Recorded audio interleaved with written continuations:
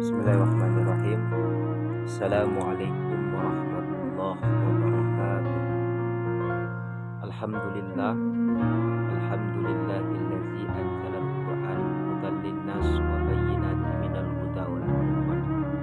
Asyhadu an la ilaha illallah wa asyhadu anna Muhammadan abduhu wa rasuluh.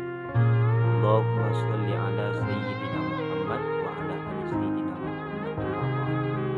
Bersyukur kita kepada Allah yang mana Allah senantiasa mencurahkan kepada kita nikmatnya, sehingga dengan nikmat tersebut diberikan kepada kita kemudahan dalam menjalankan aktivitas kita sehari-hari.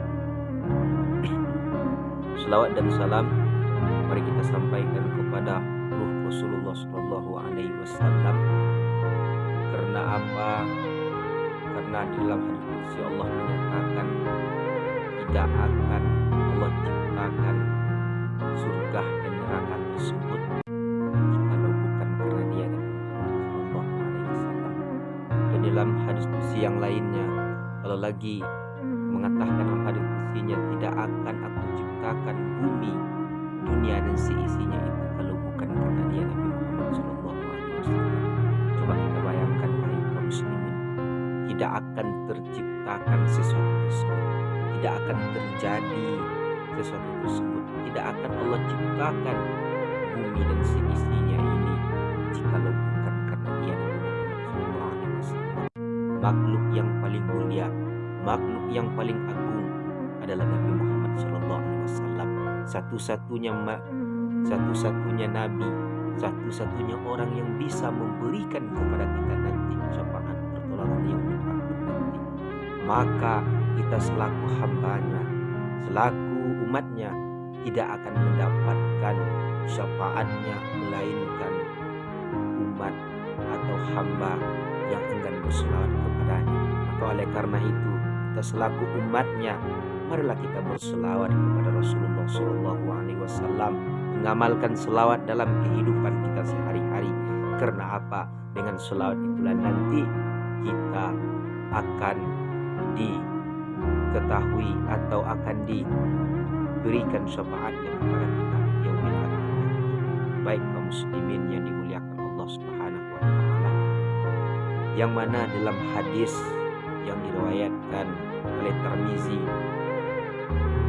dari Ibnu Mas'ud radhiyallahu anhu, Nabi Shallallahu Alaihi Wasallam bersabda, tidak akan bergerak, kata Rasulullah Shallallahu Alaihi Wasallam, telapak kaki anak Adam pada hari kiamat nanti hingga ditanyakan kepadanya 5 perkara, kata Rasulullah Shallallahu Alaihi Wasallam.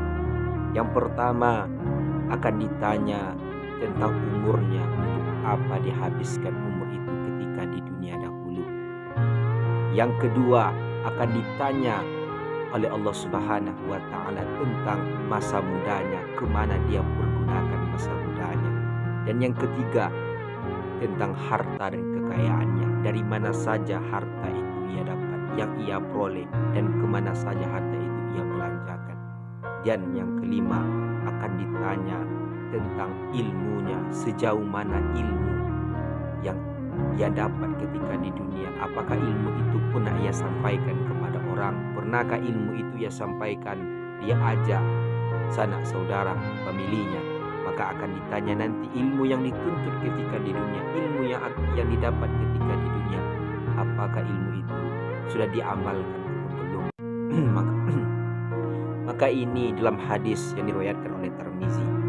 Maka di yaumil akhir nanti tidak akan bergerak kaki kita atau kaki manusia sebelum ditanyakan 5 perkara ini. Yang mana yang pertama tadi akan ditanya oleh Allah Subhanahu wa taala tentang umur kita semasa hidup di dunia. Berapa lama kita memakai dunia? Berapa tahun kita hidup di dunia? Itu akan ditanya umur kita. Mulai dari balik berakal sampai kita wafat, itu akan ditanya oleh Allah Subhanahu wa taala. Umur itu dihabiskan, apakah dihabiskan untuk huru hara, dihabiskan untuk maksiat, untuk hal-hal yang tidak baik, nanti akan ditanya oleh Allah Subhanahu wa taala. Dan sebaliknya, apakah umur itu dihabiskan untuk beribadah atau untuk mencari ridhonya Allah Subhanahu wa taala, maka akan ditanya oleh Allah Subhanahu wa taala, tidak akan lepas. Yang kedua itu akan ditanya tentang masa muda. Kita selaku anak muda, yang Allah berikan kepada anak muda itu suatu amal atau suatu ibadah yang sangat luar biasa. Jikalaulah seorang manusia dibandingkan manusia tua atau sudah lanjut usia dengan anak muda ini seorang yang taat beribadah, orang yang rajin ke masjid atau ke musola, itu dibandingkan dengan orang tua yang taat, itu lebih besar lagi pahalanya seorang anak muda yang taat, yang rajin ke masjid karena mengharapkan ridha Allah Subhanahu wa taala. Karena apa? Karena jikalau orang tua rajin ke masjid, itu kata Nabi Muhammad SAW sudah biasa. Karena apa? Karena dia sudah tua. Jikalau seorang anak muda ini rajin ke masjid, kenapa dia rajin ke masjid beribadah, mendirikan sholat, berzikir, minta ampun kepada Allah atau Rasulullah memujinya? Karena apa?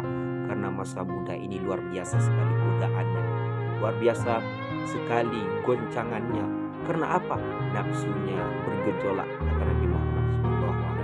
Maka oleh karena itu, anakmu yang dipuji oleh Allah Subhanahu wa taala, yang diagungkan oleh Allah itu bukanlah orang tua yang taat, tetapi anak muda yang taat ke masjid. Yang ketiga akan ditanya tentang harta dan kekayaan kita semasa hidup di dunia. Orang yang berpangkat, orang yang kaya raya, orang pembisnis, orang yang banyak harta dan kekayaannya, itu akan ditanya oleh Allah satu persatu. Ini dari mana dapat? Ini kemana dibelanjakan harta ini? Pernahkah harta ini disedekahkan? Pernahkah harta ini dibelanjakan di jalan Allah? Pernahkah diinfakkan? Maka akan ditanyakan harta yang kita dapat, wahai kaum muslimin. Maka ingat, setiap harta yang kita punya, setiap kekayaan yang kita dapat, itu nanti akan dipertanyakan oleh Allah Subhanahu wa taala. Maka oleh karena itu, harta itu bisa menjadi barokah, bisa menjadi penolong di hadapan Allah jika harta itu kita infakkan, kita sedekahkan ke masjid, ke pembangunan pondok-pondok pesantren, maka itu nanti akan menjadi amal jariah bagi kita. Yang selanjutnya akan ditanya tentang ilmu yang kita dapat semasa hidup di dunia. Sudahkah ilmu yang selama ini kita dapat di dunia kita amalkan begitu, wahai kaum muslimin? Seorang mubalik atau seorang pencari ilmu, dia mencari ilmu sejauh mungkin mata memandang. Dia pergi meninggalkan kampung halamannya, pergi ke negeri orang, pergi ke negara orang, dia mencari ilmu. Dan ketika dia pulang ke kampung halamannya, pernahkah ilmu itu dia amalkan? Pernahkah ilmu itu ia sampaikan di mimbar? Pernahkah ilmu itu ia dakwakan? Dan pernahkah ilmu itu ia sampaikan di kalangan keluarganya, atau di kalangan sanak dan saudaranya, atau di kalangan teman-temannya? Begitu, wahai kaum muslimin. Nanti akan ditanya oleh Allah, tidak lepas dari pertanyaan yang 5 ini. Akan ditanya oleh Allah satu persatu. Maka sebelum kita sampai di waktu tersebut, maka butuh persiapan yang matang mulai dari sekarang. Alhamdulillah, mumpung kita masih Allah berikan hidup di dunia ini, kehidupan di dunia ini, maka persiapkanlah itu semua. Mumpung hidup diberikan oleh Allah Subhanahu wa taala, maka maksimalkan hidup ini hanya untuk mentakrubkan diri kepada Allah Subhanahu wa taala. Maka ingat, yang mana janji Allah Subhanahu wa taala, jikalau kita menolong agama Allah, Allah akan menolong kita. Kalau kita tolong dakwah Rasulullah, maka yaumil akhir Rasulullah akan menolong. Mungkin demikian dari kami. Mohon maaf, billahi taufiq wal hidayah, billahi bisabil haq, Assalamualaikum warahmatullahi wabarakatuh.